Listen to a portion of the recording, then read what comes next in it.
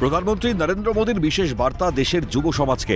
রবিবার বিকশিত vibrant village প্রোগ্রামের ভিডিও কনফারেন্সের মধ্যে দিয়ে দেশের বিভিন্ন তরুণ প্রজন্মের সঙ্গে ভার্চুয়াল আলোচনা করেন প্রধানমন্ত্রী। তরুণ প্রজন্মকে আগামী দিনে আত্মবিশ্বাসের সঙ্গে এগিয়ে যাওয়ার পাশাপাশি সীমান্তবর্তী গ্রামগুলির উন্নয়ন, স্থানীয় সংস্কৃতি ও যুব সমাজের ভূমিকা নিয়ে আলোচনা হয়।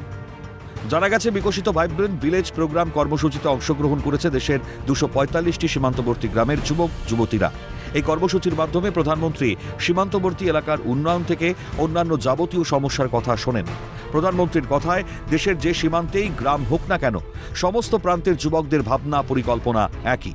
তরুণ প্রজন্মের সঙ্গে কথোপকথনের সময় প্রধানমন্ত্রীর কথায় উঠে এসেছে, একসঙ্গে কাজ করলে শক্তি বাড়ে।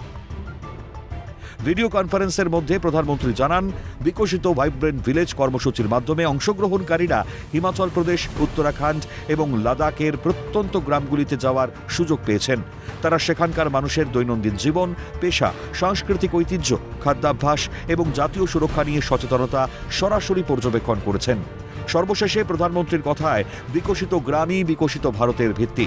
আর সেই লক্ষ্য পূরণে যুব সমাজের ভূমিকা ক্রমেই যে বৃদ্ধি পাচ্ছে তা হয়তো বলার আর অপেক্ষা রাখে না।